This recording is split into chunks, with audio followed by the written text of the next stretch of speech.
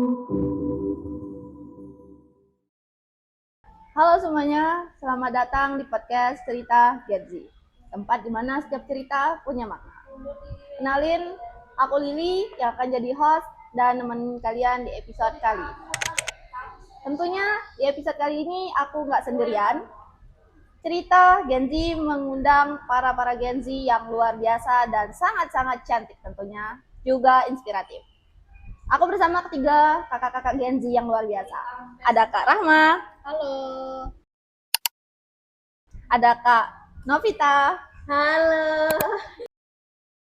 Dan juga ada Kak Belta. Halo. Halo Kak. Hai. Gimana kabarnya nih? Alhamdulillah. Alhamdulillah ya. Oke Kak, sebagai seorang Gen Z yang mana tidak asing dengan mitos ataupun fakta nih Kak. Dan yang kita ketahui bahwa mitos dan fakta ini terlebih dulu lahir sebelum adanya kita di dunia ini ya. Betul. Tapi yang jadi pertanyaannya itu kenapa mitos dan fakta ini tuh masih ada di era yang sudah modern seperti sekarang nih Kak.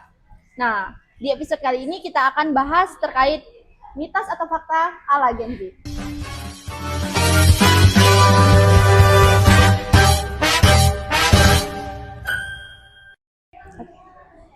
Kalau rambut sering dipotong, rambut akan tumbuh lebih cepat. Itu mitos atau fakta? Menurut saya pribadi itu mitos ya Kak, karena saat memotong rambut itu yang dipotong hanya ujungnya saja, tidak akar-akarnya juga yang ikutan. Nah, dengan memotong rambut itu membuat rambut terlihat lebih rapi dan bukan untuk mempercepat pertumbuhan rambut, seperti itu Kak. Kalau menurut Kak Novita? Kalau menurut saya sih itu mitos ya, karena kan cuma di ujungnya saja kan. Itu biar bisa kelihatan lebih rapi dan sehat sih. Oke. Kalau menurut Kak Belta nih gimana? Kalau menurut saya sih mitos ya, soalnya pertumbuhan rambut itu dikendalikan oleh folikel yang ada di kulit kepala, bukan yang ada di ujung rambut. Ya, memotong rambut itu sendiri bisa membuat rambut terlihat lebih rapi dan lebih sehat. Nah, itu aja. Oke Kak, terkait rambut nih Kak. Benar nggak sih kacang panjang bisa menumbuhkan rambut lebih cepat? Sama seperti yang sebelumnya juga mitos ya, soalnya kan kacang panjang itu memang memiliki banyak nutrisi yang bagus untuk kesehatan. Tapi nggak ada buktinya yang mengarah kepada bahwa kacang panjang itu bisa membuat rambut bisa menumbuhkan rambut dengan lebih cepat. Pertumbuhan rambut yang lebih cepat itu dapat dipengaruhi oleh asupan gizi yang cukup, kan kondisi tubuh, hormon, dan perawatan rambut yang tepat. Oke. Kalau menurut Kak Novita nih gimana? Kalau menurut saya sih itu mitos ya, karena kan kacang panjang itu kan bergizi ya. Itu juga belum tentu bisa menumbuhkan rambut secara sehat gitu kan. Itu aja sih. Oke. Kalau menurut Kak Rahma gimana? Tapi sama dengan teman-teman juga, menurut saya juga mitos karena kacang panjang itu belum ada bukti ilmiah bahwasanya kacang panjang itu dapat mempercepat pertumbuhan rambut. Akan tetapi kacang panjang itu sendiri sangat bagus dan bernutrisi untuk kesehatan tubuh. Seperti itu. Oke. Oke, sebagai seorang Gen Z yang suka dengan tantangan dan mencoba hal baru nih Kak. Sebelumnya kakak-kakak ini tim atau kopi sih? Kopi ya, kopi. Maja, oh beda sendiri ya. Oke. Terkait kopi nih Kak. Minum kopi itu bikin susah tidur nggak sih Kak? Kalau menurut saya sih ya bikin susah tidur, karena kan kopi kan mengandung kafein yang dapat membuat tubuh kita terjaga. Oke. Kalau menurut Kak Rahma? Sama seperti kakak ini, menurut saya itu fakta ya, karena kan kopi itu mengandung kafein yang membuat tubuh merasa terjaga juga sama seperti kakak ini.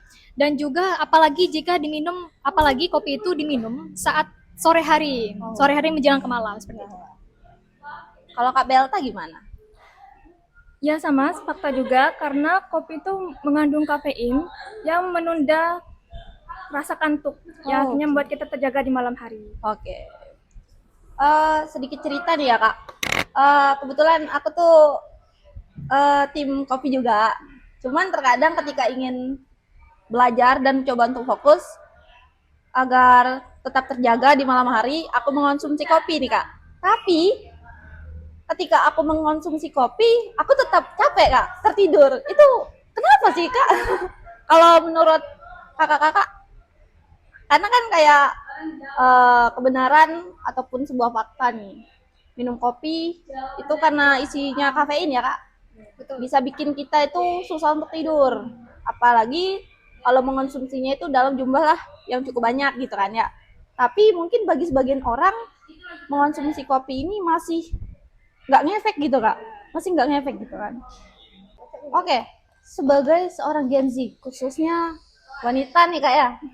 Kan orang-orang tuh bilang, ya kalau sakit haid mending minum air putih aja nih Kak. Iya. Nah itu apakah minum air putih bisa ngeredain haid? Masuk mitos atau fakta? Menurut saya itu fakta ya. Apalagi jika kita minum air hangat gitu. Karena ada juga sebagian orang jika minum air hangat itu bisa merendahkan nyeri haid gitu. Karena jika dalam tubuh terhidrasi atau sudah cukup dengan cairan seperti air putih tadi, mungkin bisa membuat tubuh menjadi lebih rileks gitu. Kalau menurut Kak Belta? Kalau menurut saya sih mitos, karena air putih itu memang membantu untuk meredakan kram atau enggak nyeri ringan di beberapa orang. Tapi enggak sepenuhnya itu menghilangkan rasa sakit untuk pada orang-orang, pada wanita yang mempunyai nyeri haid yang cukup hebat. Gitu. Oke. Kalau menurut Kak Novita nih? Kalau menurut saya sih itu mitos ya, karena saya pribadi kan kalau cuma minum air putih saat haid itu cuma bisa menghilangkan dehidrasi saja, tidak bisa mengurangi rasa sakit setelah haid. Oke. Berarti air putih di sini tuh berefek pada orang yang berbeda-beda ya Kak ya, tergantung orangnya gitu ya. Oke. Oke Kak, sebagai seorang Gen Z yang tidak asing lagi dengan perkara diet nih Kak. Kakak-kakak di sini diet nggak? Sering melakukan itu nggak sih Kak? Sering ya, sebagai seorang wanita apalagi ya kan, untuk mendapatkan tubuh yang ideal gitu kan, butuh sangat diet yang wajar aja sih Kak, jangan sampai memberatkan ya. Oke, terkait diet nih Kak, minum air lemon di pagi hari itu bisa nurunin berat badan. Itu masuk mitos atau fakta? Nah, kalau air lemon ini itu mitos ya menurut saya, karena air lemon itu sendiri bukan sebagai pembakar lemak. Nah, akan tetapi jika tubuh terhidrasi dengan cairan yang cukup, akan membuat tubuh lebih rileks atau ringan. Dengan kita minum air lemon juga mungkin kita merasa lebih kenyang gitu dengan kita mengkonsumsi air lemon tersebut. Seperti itu Kak. Kalau menurut Kak Belta? Kalau menurut saya mitos juga. Mitos? Soalnya air lemon itu memang membantu kita terasa lebih segar dan memenuhi kebutuhan cairan kita di pagi hari. Tapi kalau untuk menurunkan berat badan itu nggak bisa, karena menurunkan berat badan itu harus dibarengi dengan pola hidup yang sehat, jaga pola makan dan lain-lain sih. Oke. Kalau menurut Kak Novita nih? Kalau menurut saya sih itu mitos ya, karena kan cuma sekedar minum air lemon saja kan, itu juga tidak bisa membantu kita bisa turun berat badan. Tetapi kalau kita makan makanan yang bergizi, insya Allah nanti berat badannya akan turun. Oke. Dengan cara juga makan makanan yang bergizi dengan batas yang sudah ditetapkan ya Kak ya. Kalau berlebihan ya percuma. Betul. Ya. Oke guys, sekian episode kali ini mitos atau fakta ala Gen Z dalam podcast Cerita Gen Z. Sampai jumpa di episode selanjutnya. Bye.